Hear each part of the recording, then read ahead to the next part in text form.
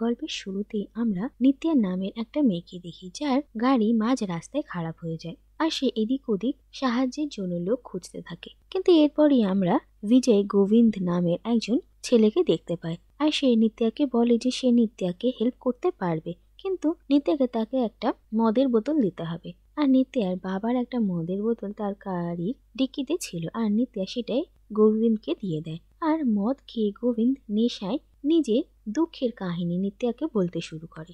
এরপর আমরা কিছু সপ্তাহ আগের একটা কাহিনী দেখি, যেখানে আমরা দেখি যে বিজয় একজন কলেজের লেকচারার ছিল আর সে নিজের জন্য ভীষণই সুন্দর সুশীল সংস্কারী একজন স্ত্রী চেয়েছিল। এরপর একদিন মন্দিরে বিজয়ের গীতা নামের একটা মেয়ের সঙ্গে দেখা হয় আর গীতাকে দেখে বিজয় ভীষণ ভালো লাগে আর সে ঠিক করে যে সে একে বিয়ে করবে। এরপর বিজয় জানতে পারে যে তার ছোট বোনের বিয়ে ঠিক হয়েছে আর নিজের বোনের বিয়েতে যাওয়ার জন্য বিজয় বাসে ট্রাভেল করে আর সেই বাসে সে গীতা নামে সে মেয়েটাকে দেখতে পায় আর বিজয় বুঝতে পারে যে গীতাও এই বাসেই ট্রাভেল করবে। আর এরপর বিজয় তার ফ্রেন্ডদের সঙ্গে ফোনে কথা বলে আর গীতার ব্যাপারে তাদেরকে জানায় আর তার ফ্রেন্ডরা বিজয়কে সাজেস্ট করে যে সে যেন এই জার্নির মধ্যে গীতাকে ইমপ্রেস করে আর তাকে নিজের গার্লফ্রেন্ড বানিয়ে নেয়, তাহলে বিয়ে করতে তার আর কোনো অসুবিধা হবে না। আর এরপর বিজয় নানা রকম ভাবে গীতাকে ইমপ্রেস করার আর তার দিকে গীতার অ্যাটেনশন নিয়ে আসার চেষ্টা করে, কিন্তু কিছুতেই বিশেষ ফল হয় না। আর এরপর রাতে গীতা যখন ঘুমিয়ে পড়ে তখন বিজয় তার সঙ্গে একটা সেলফি তুলতে যায় আর সেই সময় হঠাৎ ড্রাইভার বাসে ব্রেক টানে, যার ফলে বিজয় গীতার গায়ের ওপর পড়ে যায় আর অ্যাক্সিডেন্টালি তাকে কিস করে ফেলে। আর তারপরে হঠাৎ গীতা ঘুম থেকে ওঠে আর বিজয়কে এরকম অবস্থায় দেখে সে তাকে ভুল বোঝে আর ভীষণই চিৎকার চেঁচামেচি শুরু করে। আর এরপর গীতা নিজের দাদাকে কল করে আর তাড়াতাড়ি গীতার দাদা দলবল নিয়ে সেই বাসের লোকেশনে পৌঁছয়। কিন্তু গীতার দাদা বিজয়কে দেখার আগে বিজয় কোনো রকম ভাবে বাস থেকে নেমে সেখান থেকে পালিয়ে যায়। এরপর আমরা দেখি বিজয় কোনো রকম ভাবে তার বাড়ি পৌঁছয় আর বাড়িতে এসে দেখে যে তার বোনের এঙ্গেজমেন্টের সব প্রস্তুতি চলছে। আর এরপর যখন গীতার বোনের শ্বশুরবাড়ির থেকে লোকজনেরা আসে তখন বিজয় ভীষণই অবাক হয়, কারণ যে ছেলেটার সঙ্গে বিজয়ের বোনের বিয়ে ঠিক হয়েছিল সেই ছেলেটা আসলে গীতার দাদা আর গীতাও সেখানে উপস্থিত ছিল।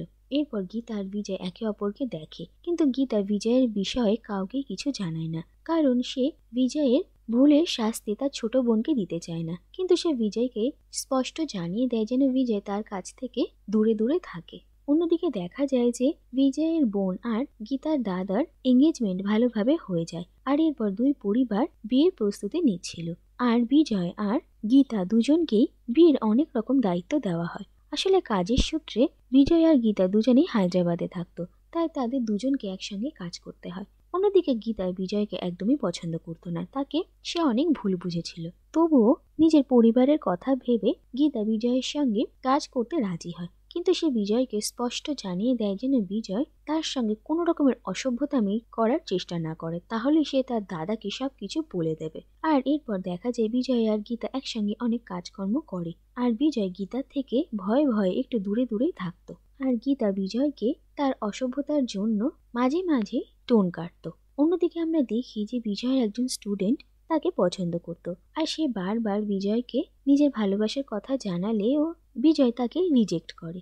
আর এরপর একদিন বিজয় আর গীতা যখন গাড়ি করে যাচ্ছিল সেই সময় হঠাৎ বিজয়ের ফোনে সেই মেয়েটা একটা ভিডিও কল করে আর ভিডিও কলটা রিসিভ করতেই দেখা যায় যে সেই মেয়েটা তার কিছু পার্সোনাল ভিডিও তাকে পাঠিয়েছে, যেটা গীতাও দেখে ফেলে আর সে বিজয়কে আরো ভুল বোঝে আর বিজয় আর তার পরিবারকে নিয়ে রাগের মাথায় অনেক ছোট বড় কথা বলে, যে কথা শুনে বিজয় ভীষণই রেগে যায় আর মাঝ রাস্তায় গীতাকে তার গাড়ি থেকে বার করে দেয় আর গীতাকে একাই তার হস্টেলে ফিরতে হয়। কিন্তু এরপর গীতা ঠিকঠাক পৌঁছেছে কিনা সেটা বিজয় দেখতেও গিয়েছিল।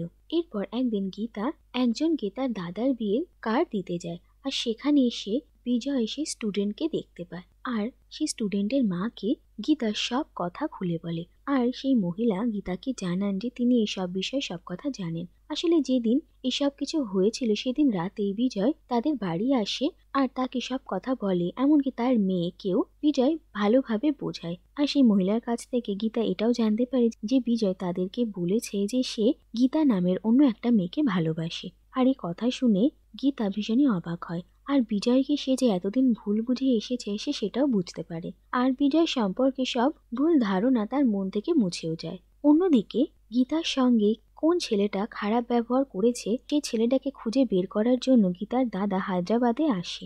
আর এই কথা জানতে পেরে বিজয় ভীষণই ভয় পেয়ে যায়। কিন্তু এরপর গীতা তার দাদাকে বোঝায় যে তার আর কোনো বিপদ নেই আর তার দাদা যেন তাদের বাড়ি ফিরে যায়। আর গীতার কথা শুনে তার দাদা বাড়ি ফিরে আসে। অন্যদিকে আমরা দেখতে পাই যে গীতা ধীরে ধীরে বিজয়কে পছন্দ করতে শুরু করে। আর তার সম্পর্কে সব সত্যি কথা জানার পরও গীতা বিজয়ের সঙ্গে মজা করার জন্য তাকে মাঝে মাঝে খারাপ অসভ্য বলে টোন কাটতো। অন্যদিকে দেখা যায় যে গীতার দাদুর শরীর ভীষণই খারাপ হয়ে পড়ে আর হয়তো তিনি বেশি দিন বাঁচবেন না। তাই গীতার ঠাকুমা তাদের পুরো পরিবারকে রিকোয়েস্ট করেন যেন গীতার বিয়েও তারা তাড়াতাড়ি দিয়ে দেন, যাতে তার দাদু গীতার বিয়েও দেখে যেতে পারেন। আর এরপর গীতার বিয়ের জন্য পাত্র খোঁজা হয়। আর গীতার দাদা সবাইকে সাজেস্ট করেন যে বিজয় খুবই ভালো ছেলে, কেননা বিজয়ের সঙ্গে গীতার বিয়ে দেওয়া হোক। আর এই কথা শুনে গীতার পরিবার রাজি হয়ে যায় আর গীতাও খুব খুশি ছিল।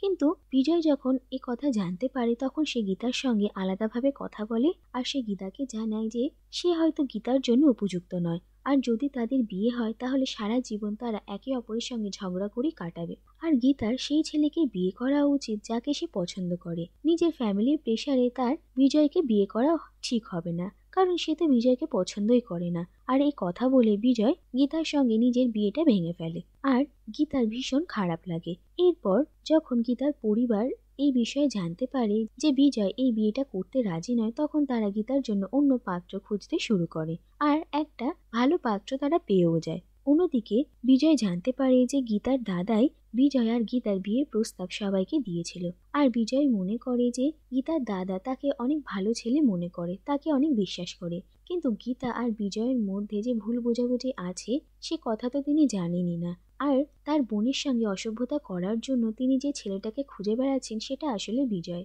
এইসব কথা কিছুই গীতার দাদা জানে না।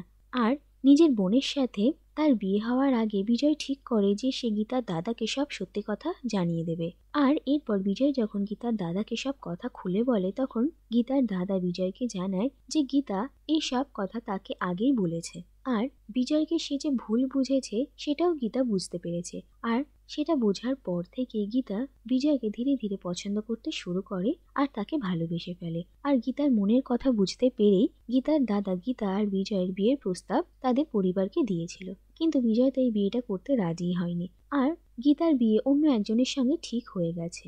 খুব তাড়াতাড়ি তার বিয়ে হবে, সুতরাং এইসব কথা বলে আর কোনো লাভ নেই। আর এই কথা জানতে পেরে বিজয় বুঝতে পারে যে সে কত বড় ভুল করেছে। আর এরপর বিজয় গীতার সঙ্গে একবার দেখা করে আর তার কাছে ক্ষমা চায় আর তাকে আর একটা সুযোগ দিতে বলে। কিন্তু গীতা বিজয়ের কথায় এতটাই কষ্ট পেয়েছিল যে সে আর বিজয়ের সঙ্গে বিয়ে করতে রাজি হয় না। আর তার বাড়ির লোকেরা যে পাত্র ঠিক করেছে সে তার সঙ্গে বিয়ে করতে রাজি হয়। আর এই দুঃখ বিজয় সহ্য করতে পারে না, তাই সে মন মরা হয়ে ঘুরে বেড়াচ্ছিল। আর এরপর কাহিনী আবার প্রেজেন্টে আসে আর বিজয় নিত্যাকে জানায় যে আর কয়েক ঘন্টার মধ্যেই গীতার বিয়ে হয়ে যাবে আর সে কিচ্ছু করতে পারবে না। আর বিজয়ের সব কাহিনী শুনে নিত্যা বিজয়কে একটা আইডিয়া দেয়। সে বলে যে বিজয় যেন এক্ষুনি গিয়ে গীতার দাদার পায়ে পড়ে যায় আর তার কাছে যেন কাকুতি মিনতি করে যে সে গীতাকে খুব ভালোবাসে আর গীতাকে না পেলে সে বাঁচবে না। যতক্ষণ না গীতার দাদা মানবে ততক্ষণ যেন সে গীতার দাদার পায়েই পড়ে থাকে। আর এরপর বিজয় তাই করে। বিয়ের মণ্ডপে এত লোকজনের সামনে বিজয় এই কথা স্বীকার করে যে সে গীতাকে ভালোবাসে আর গীতাকে সে বিয়ে করতে চায়। আর তার এত অনুরোধ শুনে গীতার দাদা গীতার সঙ্গে বিজয়ের বিয়ে দিতে রাজি হয়ে যায় আর গীতাও শেষ পর্যন্ত বিজয়কে বিয়ে করতে রাজি হয়। আর এরপর দেখা যায় যে সেই মণ্ডপেই গীতা আর বিজয়ের বিয়ে হয়ে যায়। আর শেষে আমরা দেখি যে বিজয় আর গীতা বাসে করে তাদের বাড়ি ফিরছিল আর তারা একসাথে ভীষণ খুশি ছিল। আর এর সঙ্গে এই কাহিনীটা এখানেই শেষ হয়ে যায়।